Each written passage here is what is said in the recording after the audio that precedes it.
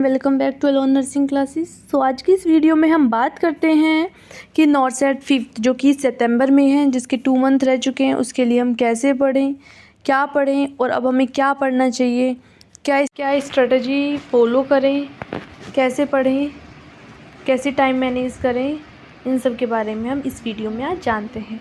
ठीक है। तो मैं आज आपको बताऊँगी कि मैंने कैसे पढ़ा था, आपको अभी कैसे कैसे पढ़ना चाहिए, कौन से सब्जेक्ट सबसे पहले करने हैं, कौन से सब्जेक्ट के अंदर भी कौन सी यूनिट पहले करनी है, उनके अंदर भी कौन से इंपॉर्टेंट टॉपिक्स हैं वो आपको कवर करने हैं।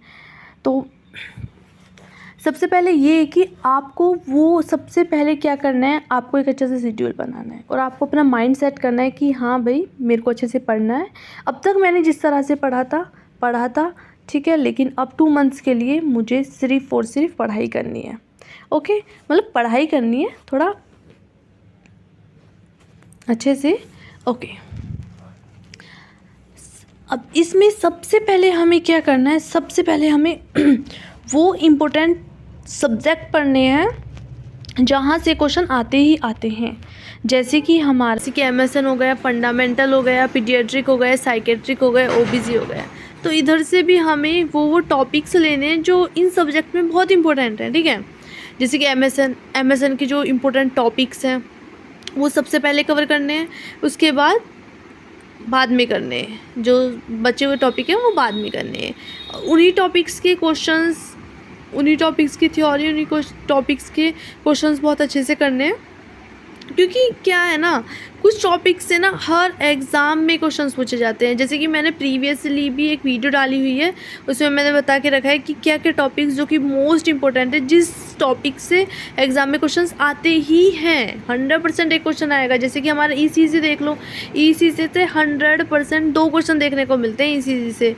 और हमारा MI देख लो, MI से क्वेश्चन देखने को मिलते हैं।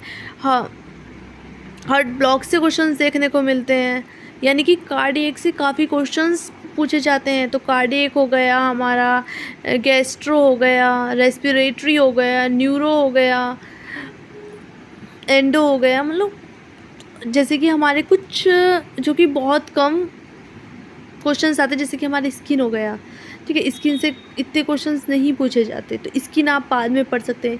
यूरोलॉजी आप बाद में पढ़ सकते हैं। ठीक है, तो कुछ टॉपिक्स ऐसे हैं जिनको आप बाद में पढ़ सकते हैं। ठीक है, और कुछ इम्पोर्टेंट सिस्टम जिनको आपको स्टार्टिंग में ही पढ़ना है। ठीक है, ओके। अब बात करते हैं कि हम बुक्स कैसे पढ़ें। तो सबसे पहले आपको क्या करना है, सबसे पहले आपको PR यादव को बहुत अच्छे से पढ़ना है। PR यादव को के क्वेश्चंस जो है ना वो अच्छे से पढ़ने हैं, समझने हैं, उनका रैशनल बहुत अच्छे से पढ़ना है। फिर उसके बाद ही नेक्स्ट क्वेश्चन पढ़ें।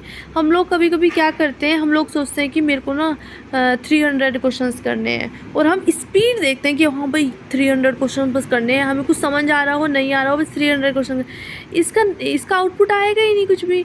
आउटपुट तब आएगा तब आप क्वालिटेटिव पढ़ेंगे, क्वांटिटेटिव नहीं, क्वालिटेटिव आपको पढ़ना पड़ेगा, तभी आपका आउटपुट आएगा।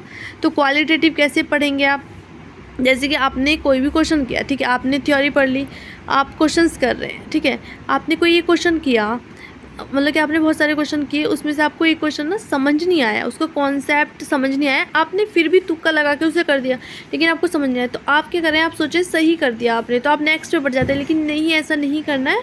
आपको सबसे पहले उसका जो कॉन्सेप्ट है ना उसको समझना है, उसकी थ्योरी अच्छे से पढ़नी है। जिस भी टॉपिक से वो क्वेश्चन लिया गया है उसकी थ्योरी अच्छे से पढ़ें, उसको क्लियर करें, फिर उसके बाद ही आगे बढ़ें। ठीक है, और आपको सौंदर्य के क्वेश्चंस बहुत अच्छे से करने हैं, क्योंकि priority based questions, enclaved based, NORCET में एनक्लेव्ड बेस्ड ही क्वेश्चन पूछे जाते हैं। तो इसलिए बहुत अच्छे से आपकी थ्योरी होनी चाहिए, आपके क्वेश्चंस का प्रैक्टिस जो है वो अच्छे से होनी चाहिए। इसके साथ साथ आपको टेस्ट देने, प्रीवियस ईयर के जो क्वेश्चंस होते हैं वो अटैम्प्ट करें, वो सब दें।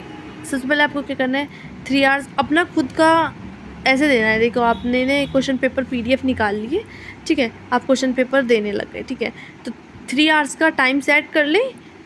जैसे आप एग्ज़ाम हॉल में बैठते हैं उसी तरह से 3 घंटे आपको सिर्फ उस पेपर को ही करना है।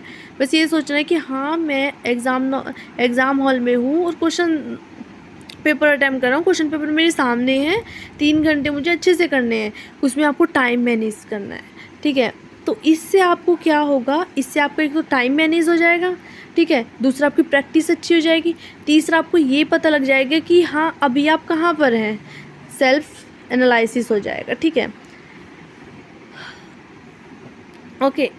और एक पता लग जाएगा कि हाँ अभी कितना आपको और पढ़ना है, कितनी मेहनत की क्या और ज़रूरत है, ओके। और हाँ ये सब करने हैं। अगर फिर भी इसका मतलब कि आपके क्वेश्चन सारे सॉल्व कर लिए और अब आप क्या करें, तो उसके लिए आप क्या कर सकते हैं, टेस्ट सीरीज़ ज्वाइन कर सकते हैं, ठीक है। और अगर आप जैसे कि आप PR यादव के क्वेश्चन कर रहे हैं, ठीक है, ऐसा तो हो ही नहीं सकता कि आपको एक भी क्वेश्चन ना आए।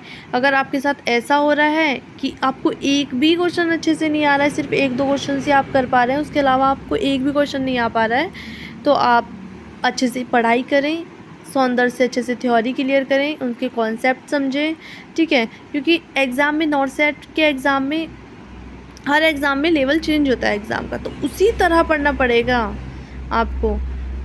अपनी थ्योरी अच्छी करनी है, थ्योरी की पकड़ अगर हो गई ना तो आपको कोई भी एग्ज़ाम नहीं हरा सकता।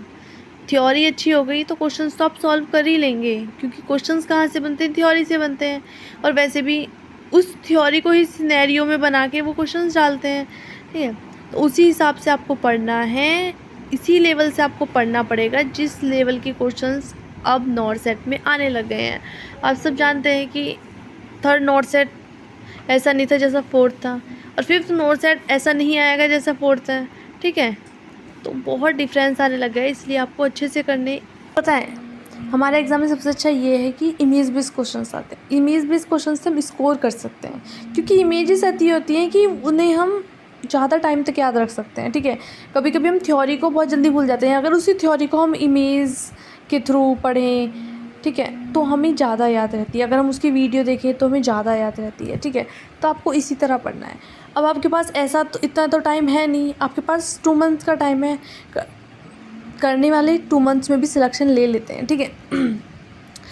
आपको अब तक आपने सारी थ्योरी पढ़ी होगी, लेकिन अब आपको क्या करना है, अब आपको सिर्फ वही थ्योरी पढ़नी है जो बहुत ज़्यादा इंपॉर्टेंट है, ठीक है। वही टॉपिक्स पढ़ने हैं जिससे हर बार क्वेश्चन पूछे जाते हैं।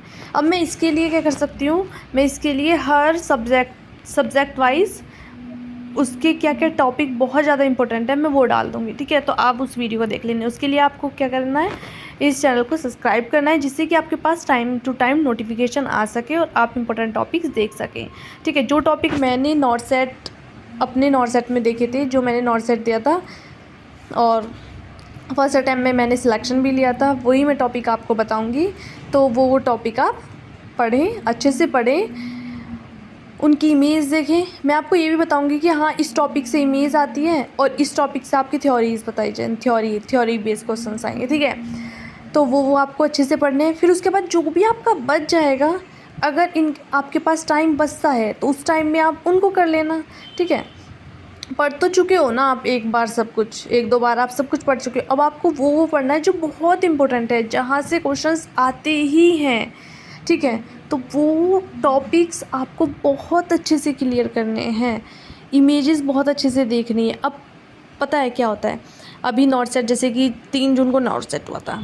अब कुछ लोग क्या सोचते हैं कि हाँ 1 मंथ पहले पढ़ेंगे, इमेजेस हम ना 10 दिन पहले देखने पड़े, लेकिन इमेजेस भी बहुत हैं। अगर हम अपने माइंड में ये रखें कि हाँ आज मैं ऐसे करता हूँ, MSN की ऐसे करता हूँ, एक वीडियो आज इमेज की देख लेता हूँ, धीरे धीरे करके मेरी इमेज सारी क्लियर हो जाएंगी, उनको रिवाइज़ कर लूँगा। तो उससे क्या होगा, आप रिवाइज़ कर लेंगे तो आपके लिए अच्छा है ना, ठीक है।